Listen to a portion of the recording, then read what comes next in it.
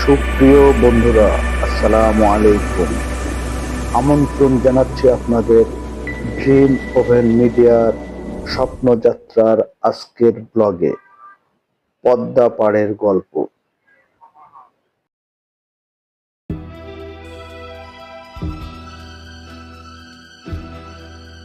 নদীর দেশ বাংলাদেশ, আর রাজশাহী মানেই যেন পদ্মা নদীর এক অপরূপ সৌন্দর্য। স্বচ্ছ নীল আকাশ, দিগন্ত জোড়া জলরাশি, আর তীর জুড়ে বিনোদনের অসংখ্য আয়োজন। রাজশাহী এমন একটি শহর যার প্রতিটি কোণায় লুকিয়ে আছে প্রকৃতি আর স্থাপত্যের অপূর্ব সমাহার। আর সেই সমাহারের প্রাণকেন্দ্র হলো পদ্মা পাড়। পদ্মার এই তীর জুড়ে রয়েছে অসংখ্য গল্প, যা আমাদের শহরের সৌন্দর্যকে করে তুলেছে অতুলনীয়। আজকের এই ভ্রমণ ব্লগে আমরা ঘুরে দেখব রাজশাহীর পদ্মা তীরের এক বিস্তৃত অংশ, ফুলতলা বাঁধ থেকে শুরু করে হাইটেক সিটি পার্ক পর্যন্ত। চলুন পদ্মার বুক চিরে জেনে আসি আমাদের সেই পদ্মা পাড়ের গল্প।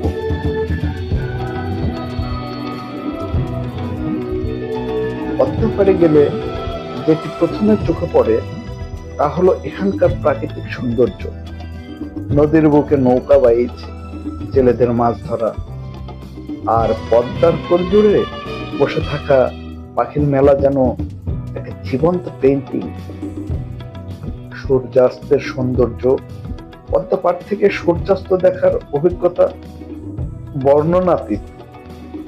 সূর্য যখন ধীরে ধীরে নদীর বুকে মিশে যায়, তখন পুরো পদ্মা এক সোনালী আভায় আলোকিত হয়ে ওঠে।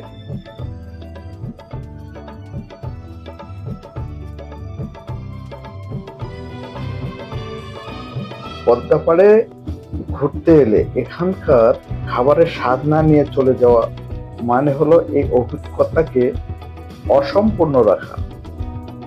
রাজশাহীর বিখ্যাত ফুচকা, চটপটি আর পদ্মা পাড়ের পাশে বসে চা পান করার অভিজ্ঞতা সত্যি অনন্য। পদ্মা পাড়ে রয়েছে বেশ কিছু ফুড কর্নার, যেখানে বিকেলের দিকে দেখা মেলে বিভিন্ন বয়সের মানুষের আড্ডা। এখানকার ফুচকার, চটপটির খ্যাতি শুধু রাজশাহীতে সীমাবদ্ধ নয়।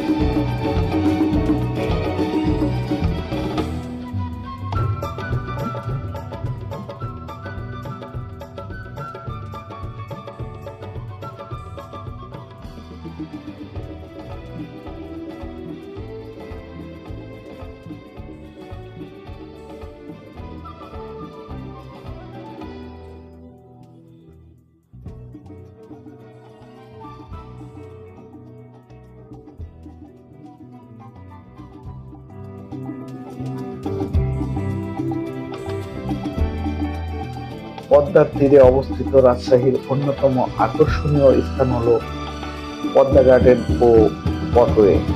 এখানকার মনোমুগ্ধকর পরিবেশে হাঁটতে হাঁটতে সময় যেন কেটে যায়। বিকেলে এখানে প্রচুর মানুষ ভিড় জমায়।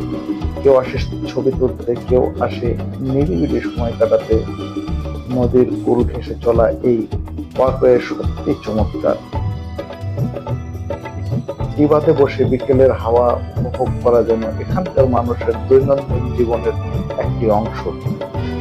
অনেকে এখানে বন্ধুদের সঙ্গে আড্ডা দিতে আসেন, কেউ বা আসেন প্রিয়জনদের সঙ্গে সময় কাটাতে। পদ্মা পাড়ের ওয়াকওয়েতে হাঁটা মানে প্রকৃতির সঙ্গে বন্ধন তৈরি করা। এর প্রতিটি ইঞ্চি সাজানো হয়েছে সবুজ গাছ আর আধুনিক লাইটিং দিয়ে। সন্ধ্যার সময় এখানে হাঁটলে মনে হয় এক স্বপ্ন রাজ্যে চলে এসেছে। বাঁধের পাশেই অবস্থিত আইবাগ। এটি শুধু একটি মাত্র বাঁধ নয়, এটি রাজশাহীর মানুষকে পদ্মার রুদ্র রূপ থেকে রক্ষা করার প্রতীক। আইবাদের পাশ দিয়ে হাঁটতে হাঁটতে শোনা যায় পদ্মার গর্জন। আর সূর্যাস্তের সময় এখান থেকে যে দৃশ্য দেখা যায় তা যেন এক মোহনীয় স্বপ্ন। আইবাদের প্রাকৃতিক সৌন্দর্য, নদীর ঢেউ, পাখির কলতান আর চারপাশের গ্রামীণ পরিবেশ মিলে আইবাদকে এক বিশেষ আকর্ষণীয় স্থানে পরিণত করেছে। আইবাদ যেন এক প্রাণবন্ত স্থান। স্থানীয় মানুষ থেকে শুরু করে পর্যটক সবাই এখানে আসে প্রকৃতির সান্নিধ্য নিতে। আইবাদের চারপাশে সাজানো রয়েছে চমৎকার সব বিনোদনমূলক স্থান। এর নির্মাণ শৈলী, নদীর সঙ্গে মিশে থাকা পরিবেশ আর চারপাশের সবুজ মাঠ সত্যি মনোমুগ্ধকর। এই বাঁধের গঠন দেখে মনে হয় যেন প্রকৃতির বুকে গড়ে তোলা এক মেঘমালার পথ। এই বাঁধ নদী ভাঙ্গন রোধ করতে নির্মিত হলেও এটি এখন একটি বিনোদনের প্রধান কেন্দ্রবিন্দু হয়ে উঠেছে। পদ্মা নদী শুধু রাজশাহীর নয়, পুরো বাংলাদেশেরই এক অনন্য প্রতীক। এই নদীর তীরেই গড়ে উঠেছে রাজশাহী নগরের ঐতিহ্য। পদ্মার জলে ভাসমান সূর্যের প্রতিচ্ছবি যেন এক শিল্পীর আঁকা ক্যানভাস। নদীর এই সৌন্দর্য রাজশাহীর মানুষের জীবনের সঙ্গে গভীরভাবে জড়িয়ে আছে।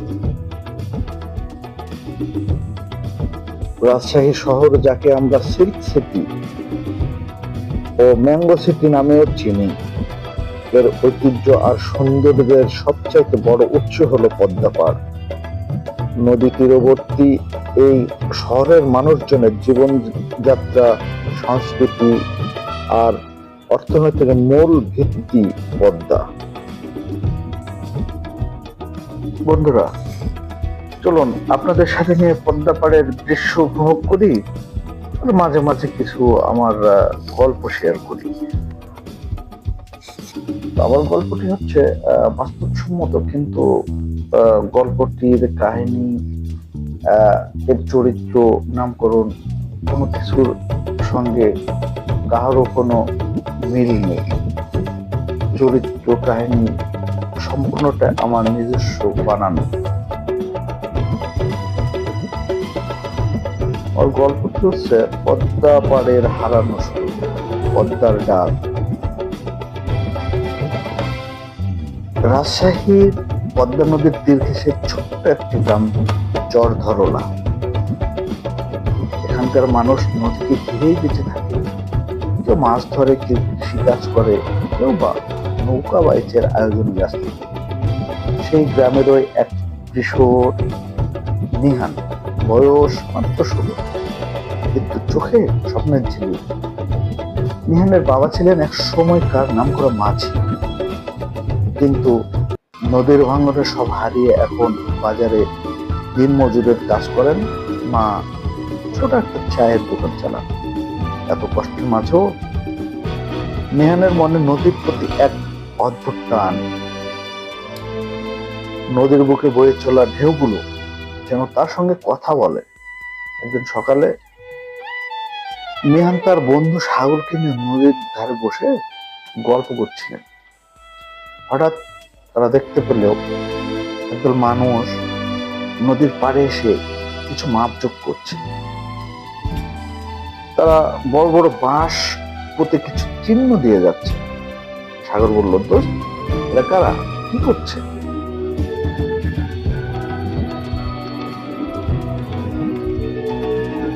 নিহান কৌতূহলী হয়ে কাছে গিয়ে শুনলো, সরকার এখানে একটা বড় ব্যবসায়িক প্রকল্প করতে যাচ্ছে। তার মানে অনেকেই হয়তো নিজের বসত ভিটা হারাবে। কথাগুলো শুনে নিহানের মনে দুশ্চিন্তার কালো মেঘ জমে উঠল।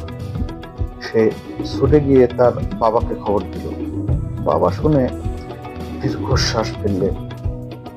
এ তো আগে জানতাম রে বাবা, আমাদের কিচ্ছু করার নেই। কিন্তু নিহান হাল ছাড়তে রাজি নয়। সে গ্রামবাসীদের একত্র করলো, সবাই মিলে কি করা যায় তা ভাবতে লাগলো। অনেকের মত ছিল সরকারের উন্নয়ন প্রকল্প ভালো, এতে চাকরির সুযোগ বাড়বে, কিন্তু অন্যান্যরা ভয় পাচ্ছিল নিজেদের ভিটামাটি হারানোর কথা ভেবে। এদিকে একদল ব্যবসায়ী নদীর পাড়ে বালু উত্তোলন শুরু করলো। রাতের আধারে বিশাল মেশিন এনে বালু কাটতে লাগলো, যা নদীর স্বাভাবিক গতিকে নষ্ট করছে। নিহানের মনে হলো এভাবে চলতে থাকলে কয়েক বছরের মধ্যেই প্রোগ্রামটা পানির নিচে তলিয়ে যাবে।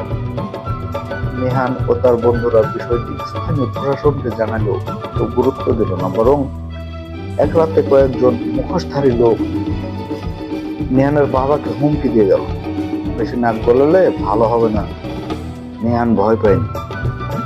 সে রাজশাহী শহরের এক সাংবাদিক, ধরেন তানভীর স্যার, এর সঙ্গে দেখা করলো। তানভীর স্যার পদ্মা পাড়ের এ সংকট নিয়ে নিউজ করার প্রতিশ্রুতি দিলেন, কিন্তু যতই সংবাদ প্রচার হতে লাগলো ততই প্রভাবশালী লোকেরা গ্রামবাসীদের চাপে ফেলতে লাগলো।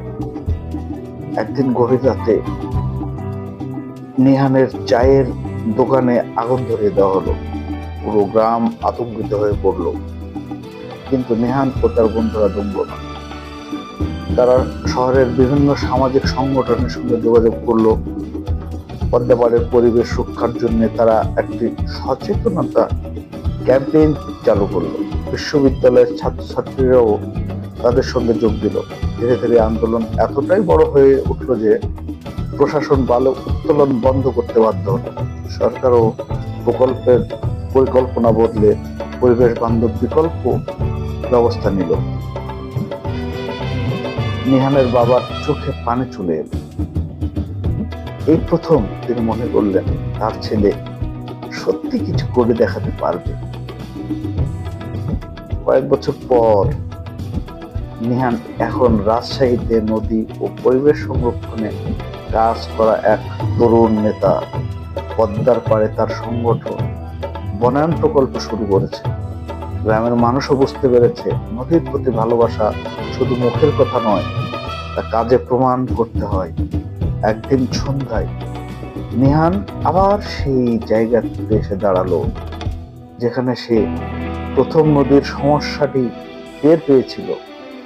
সে দেখলো সূর্য ডুবছে, নদীর ঢেউ গুনগুনিয়ে উঠছে, যেন বলছে তুমি পেরেছো, সাবাস সাবাস, তুমি পেরেছো।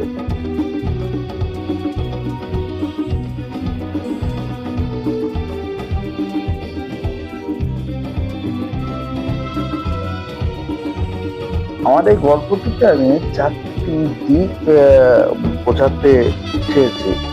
কতটা সক্ষম হয়েছি বন্ধুরা আপনারা কমেন্টস করে জানাবেন। একটি দিক হলো পরিবেশ রক্ষা ও নদীর গুরুত্ব বোঝা, উন্নয়ন ও প্রকৃতির মধ্যে ভারসাম্য বজায় রাখা, তরুণদের উদ্যোগ ও সংগ্রামের প্রয়োজনীয়তা, আর শেষ 4 নম্বরটা সত্যের পথে লড়াই করলে জয় অনিবার্য, নিশ্চিত। বন্ধুরা, আমার গল্পটি কেমন লাগলো আপনারা অবশ্যই মতামত কমেন্টসে জানাবেন, আর আমাকে আরো ভালো ভালো কন্টেন্ট তৈরিতে সাহায্য করবেন, আমার পাশে থাকবেন।